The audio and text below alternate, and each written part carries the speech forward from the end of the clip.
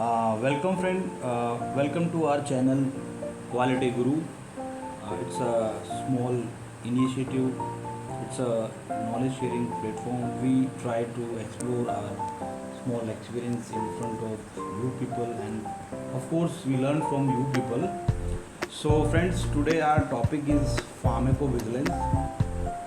It is a key public health function. Pharmacovigilance is basically the science and the activity where we need to detect, assessing, understanding, and preventing the area that is adverse effect of any other medicines and its side effect. Through pharmacovigilance, we need to monitor the safety of our medicines, safety of our drug throughout the life cycle of my drug. That is from discovery of drug to post marketing surveillance. That is basically pre marketing trial to post marketing surveillance. The main goal of pharmacovigilance is to ensure whether our drugs are safe, our medicines are safe, whether we serve our safe medicine to our end user, that is a customer, and we need to identify the potential risk and how we manage, how we mitigate these potential risks. Pharmacovigilance is basically the process, the science where we understand safety of our drug, and we can taking action to reduce the risk if any we are getting, and we need to increase the benefits of medicines. It is basically a key public health function. According to EU pharmacovigilance system, it is one of the most advanced, comprehensive system. It is robust and transparent system where we follow advanced instrument and to ensure high level of public health. EU pharmacovigilance system provide monitoring safety of our medicines through prevention, through detection, assessment, evaluation, and finally the mitigation of drug. Meaning of pharmacovigilance. Pharmacon is a Greek word. It meaning drug. Vigilia means it is a Latin term to keep watch. So pharmacovigilance is the science and the activity relating to detection, assessment, understanding of our drug, and the prevention of adverse drug reaction, that is ADR, and side effect of drug, if any. These we take from the guideline WHO 2002. As we know, there was a thalidomide tragedy.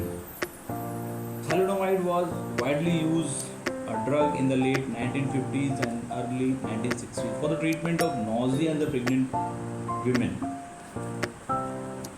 It became apparent in the era of 1960s that thalidomide treated resulted in severe birth defect in thousands of children. Then our pharmacovigilance was introduced in the early era of 1970s and evolved to include a broader range of activity. Pharmacovigilance is a vital pharmacovigilance having vital role to ensure whether our patients are safe and whether our drug are safe, what we serve to our patient, what we serve to our end user through manufacturer make, and whether our drug are right choice. These are the pictures of thalidomide tragedy. Friends, why pharmacovigilance is important? We need to understand there are thousands of drugs withdrawn from the market because of its severe side effect. So it is crucial. We need to ensure, we need to evaluate, we need to understand whether our new medicines are safe and effective.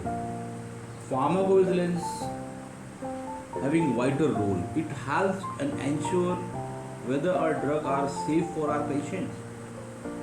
Through pharmacovigilance, we tracking patient concern, potential safety issue, and we take necessary steps to mitigate these risks. Ultimately, we protect our patients from harm and ensure whether they are safe and our medication is safe. There are so many benefits of pharmacovigilance. Through pharmacovigilance,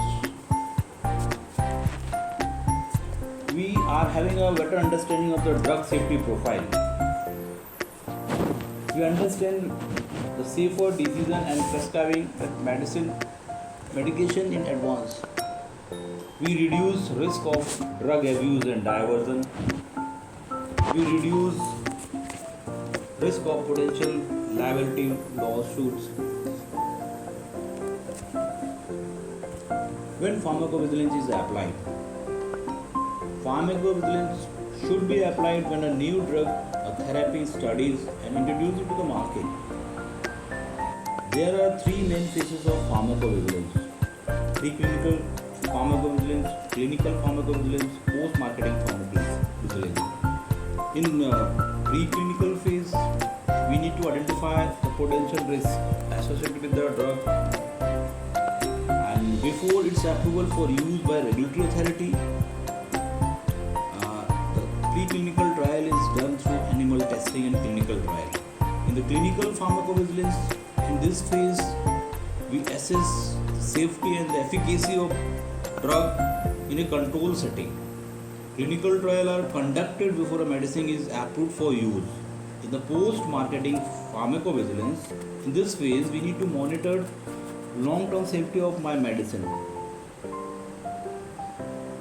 After it has been approved for use, this is done through voluntary reporting of adverse event by patient, doctors, or pharmacists. Authority who are involved in the pharmacovigilance regulations. We all are responsible, we all countries are responsible for the tracking of potential side effect of our drug or medicines.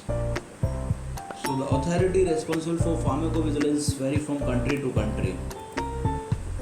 This includes National Health Regulator, that is NHR, in country with universal healthcare coverage.